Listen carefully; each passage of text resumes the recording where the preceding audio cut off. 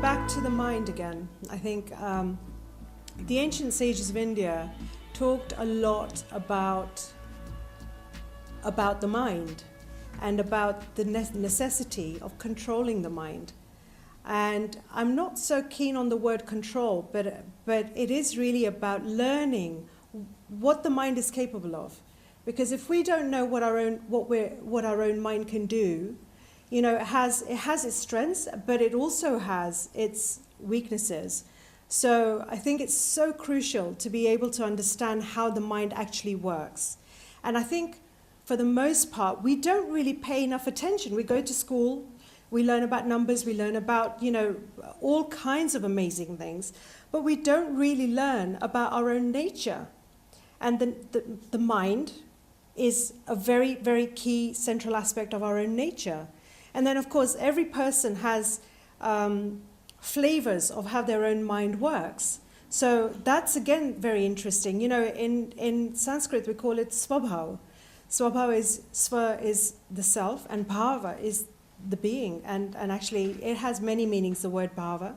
But svabhava means your nature, your innate nature.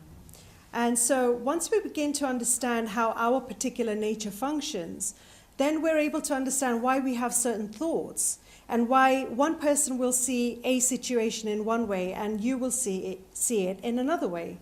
So we then begin to see that actually then all we're doing is seeing things through the filter of our own svabhav, our own experiences, our own inclinations, which according to Indian philosophy is made up of not just one, there's there's like the essential nature that you have, and then it gets layered with experiences that we have in life.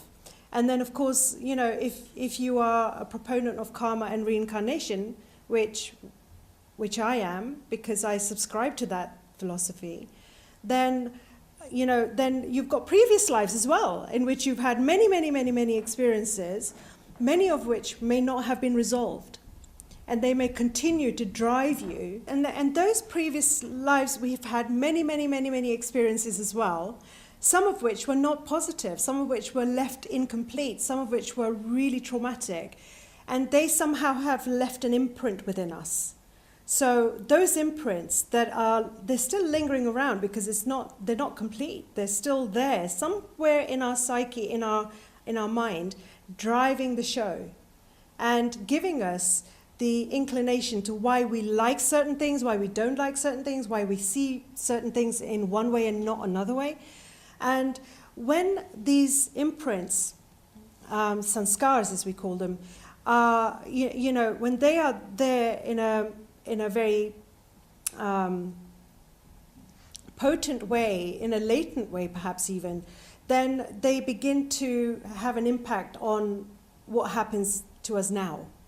And when something happens once and then again and again, and it's a recurring pattern in life, then I know that that's something to do with what's already happened. You know, why is it that I keep having the same thing happen again and again, in a very similar way, and the experience is very similar.